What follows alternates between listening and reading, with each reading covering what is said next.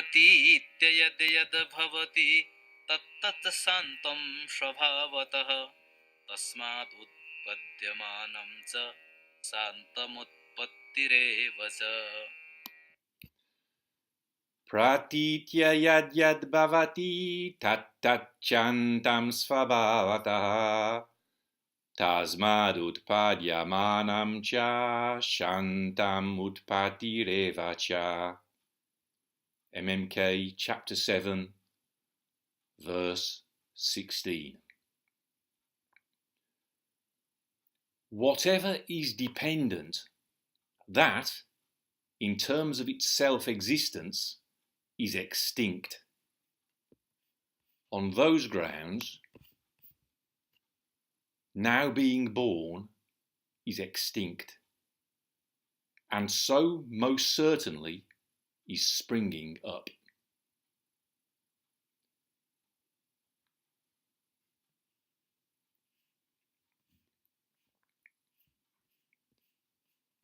So we're now with pratītya utpattir, dependent springing up, in the previous verse, verse 15. We're now into real consideration of dependent arising. Except for, rather than using the stock phrase dependent arising, the doctrine of dependent arising, the doctrine of conditional genesis, the doctrine of conditional origination, all those kind of doctrines. I think what Nāgārjuna has been inviting us to explore is never mind about the bloody doctrine. What does it mean to go up? To use Linda Coville's words, what's the meaning of spiritual uplift in all those metaphors where Nanda is uplifted spiritually by the Buddha's teaching and by the Buddha's help, like a baby elephant being pulled up out of the mire in which he's sunk? What does it really mean in practice for a practitioner to spring up dependent by going back? What does it mean to spring up by going back? Never mind about the doctrine of conditional genesis, all that stuff that people do a PhD thesis on. What does it actually mean?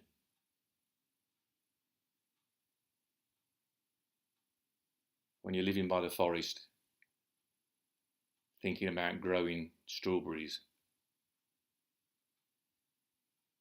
making use strawberries that are dependently arisen from horse manure. What does it mean, springing up? How do you understand what everything around you, if you're by the forest, is growing up? It's up is in the air. Everything's making its effort. They say in French, pousse, pousse. You leave for a couple of months and come back in May, as I used to do quite regularly over the last 20 years. And it pousse, it pushes up, because the weeds, you've left it for a few weeks and everything grows so fast here, that suddenly you're up to waist in weeds. It pushes up. So that kind of arising is included in utpattir, springing up. Everything suddenly in spring, everything springs up. It's not the sort of dry, dead, Theravada, mindful, grey doctrine of conditional genesis. No, it's, in fact, now I find myself saying that's reminds me of a footnote that I'd forgotten. I wrote it 2 years ago, forgotten all about it. And see, this verse has the word śāntam. And śāntam means extinct. I've translated it extinct. And so here's my footnote that I wrote 2 years ago. Śānta is the past participle of sham, to become tired out, to finish, to stop, to come to an end. Be quiet or calm or satisfied or contented. The meanings of śānta therefore include, in fact, do you remember there's that poem by T.S. Eliot, isn't it, that I think ends up with the words shanti, shanti, shanti, that he picked up from some kind of Indian mysticism. So the meanings of śānta therefore include appeased, pacified, undisturbed, abated, subsided, ceased, stopped, extinguished, rendered ineffective, innoxious, harmless, said of weapons, so we'd probably say decommissioned, wouldn't we? And finally, like Monty Python's parrot, come to an end, gone to rest, deceased, departed, dead, died out. So that's one. You see, in other words, śāntam has this sense of being extinct, dead as a doornail, like Monty Python's parrot, deceased, departed, dead, died out. But what he's describing as śānta is, first of all, utpadyamānaṃ, the now being born, which is, the now being born suggests the opposite. It suggests something coming to life. So the now being born is extinct. But not only that, utpattir evacha. So eva is emphatic. So utpattir evacha means springing up is most certainly, and so most certainly is springing up extinct. So that kind of juxtaposition, that irony, if you like, just reminded me of a passage in Shobogenzo, chapter 65, which is titled Ryugin. Ryugin means the moaning of dragons, and it comes from a phrase Koboko Ryugin, which means Koboko means withered trees, so Koboko Ryugin means the groaning of dragons among withered trees. And here's Master Dogen's commentary. Non-Buddhists have thought that withered trees might be trees in decay. They have understood that withered trees cannot meet spring. The withered trees of which the Buddhist patriarchs speak are in the learning in practice of the sea having dried. The sea having dried is a tree having withered. And a tree having withered is the vivid state of meeting spring. A tree not being disturbed is the withered state. The mountain trees, ocean trees, sky trees, and other trees of the present are just withered trees. Even a sprouting bud is the moaning of dragons among withered trees. So this verse, it's introducing dependent arising. It's leading us to exploration of dependent arising. But look how he's doing it. It's verse 16 in a chapter which he's been building up the meaning of utpada, not as genesis, as in the thoughts of the opponent, but utpada as really going up, springing into life. So, and especially in the context of the backward step of turning your light and letting it shine.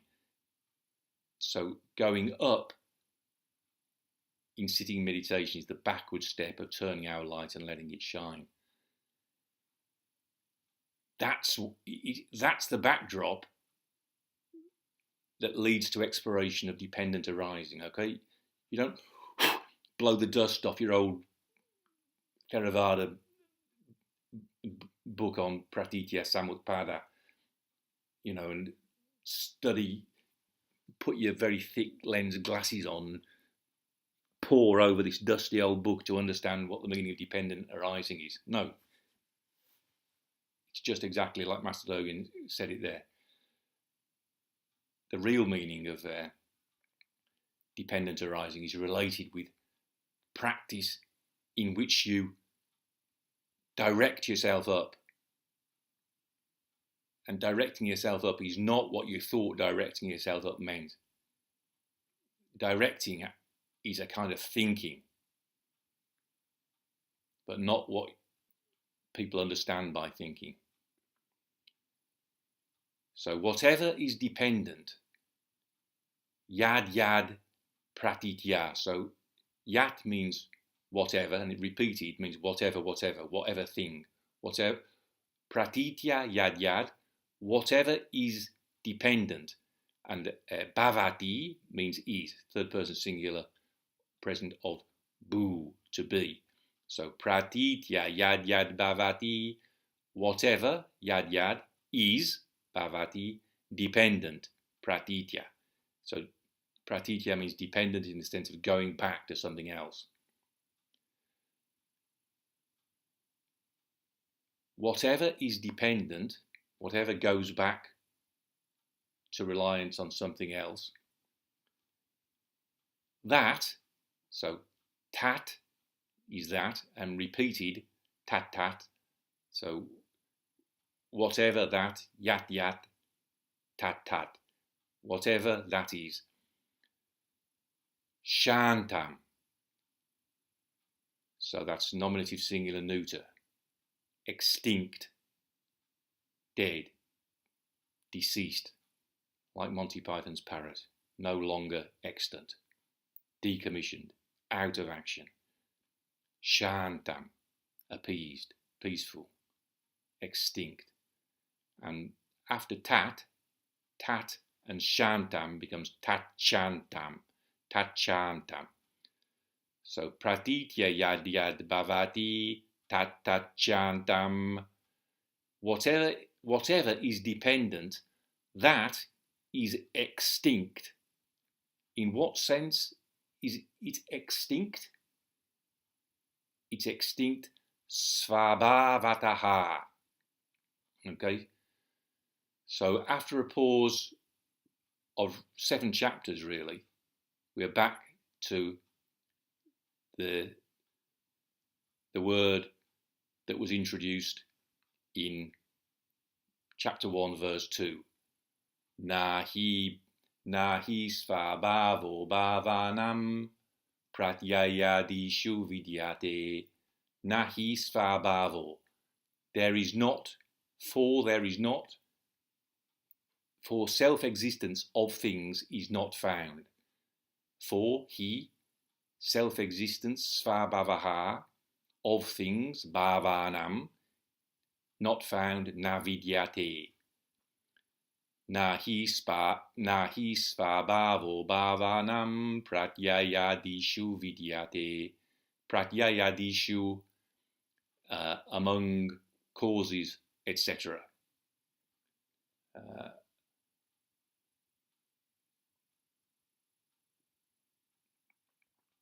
Nahi svabhāvo bhāvānaṃ pratyayadishu vidyate. For the self-existence of things is not found among causes, etc. So svabhāva, self-existence, self-nature, intrinsic existence. Okay, that's what things are empty of. So we're back to studying that, but we've taken the indirect route. We're not studying the emptiness of things of self-nature is not a dry doctrine to be studied intellectually by people who are interested in ontology. It's emptiness of things from self-existence. What makes it possible for Nelly Ben-Or to say, from there we want it? Its practice is Nāgārjuna's inviting us to explore it in vivid, real practice, not as a dry intellectual theory. So, whatever is dependent, that is extinct. Svabhāvataḥ. So, taha is the ablative suffix. It means from or on the grounds of, in terms of. Whatever is dependent, that, in terms of its self-existence, is extinct. So, what he's really talking about is springing up. That's what he wants us to be awake to. Springing up is not something that has its self-existence. It's empty happening. We're here to explore that, to explore springing up as such. It's an empty happening that happens when we get the hell out of the way. And we're in the way by grasping for things as if they self-existed. That's what Alexander work's all about. That's the darkness. That's the darkness he spoke of in the previous verse when he was talking about light. What we really should explore, instead of aspiring to be enlightened, we should really dig down into the darkness, into the ignorance, into the attachment, into the grasping. This makes you think of Master Dogen's teaching that ordinary people are deluded about enlightenment. Buddhas are enlightened about delusion. That's where it's at. That's what we should be interested in. The darkness, the delusion, how we get in the way. Instead of looking forward to eating strawberries, we should really be students of composting. Speaking of which, I've mentioned before, but I'm a big fan of Charles Dowding. If you go on YouTube and look at Charles Dowding, no dig method, I think composting is the way of the future, and it sort of fits into this. Strawberries, for example, in terms of their self-existence, are extinct because they're dependent. What yad bhavati, pratītya yad bhavati. Whatever is dependent, like the strawberries are dependent on. There is no strawberry without horse manure. That doesn't mean that strawberries and horse manure are relative to each other, as in the thoughts of clever scientists. It means there is no self-existing strawberry. It's not that strawberries and horse manure coexist, each being as it is. No. Strawberries are empty of their own self-existence. Whatever is dependent, which means everything real, in terms of its self-existence, is extinct. So you think of what you would think of as the most non-empty thing, like a diamond or something that you, like, let's say a diamond. A diamond does not exist as a thing unto itself.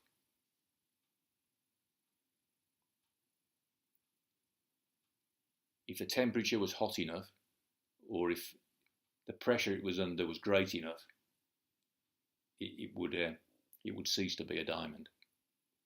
So everything is dependent. Whatever is dependent, that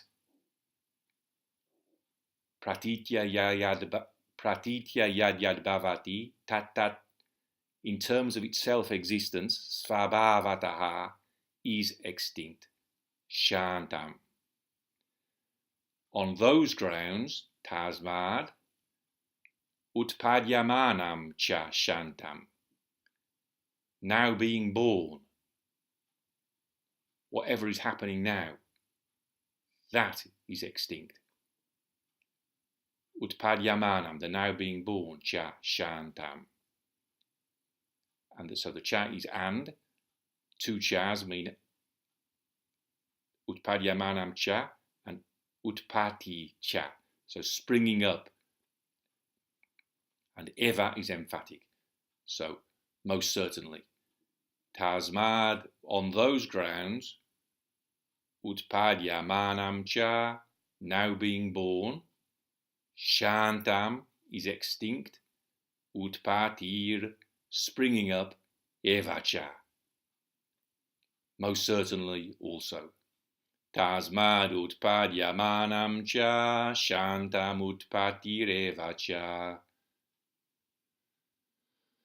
On those grounds, now being born is extinct, and so most certainly is springing up. On those grounds, tasmād, now being born, utpadyamānaṃ, is extinct, śāntam, and so cha, most certainly, eva, is springing up, utpattir.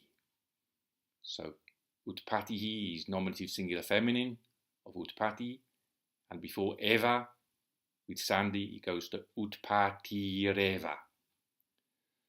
Pratītya yad bhavati, tat chāntaṃ svabhāvataḥ. Tasmād utpadyamānaṃ ca, śāntam utpattireva ca. Whatever is dependent, that, in terms of its self-existence, is extinct. On those grounds, now being born is extinct, and so, most certainly, is springing up.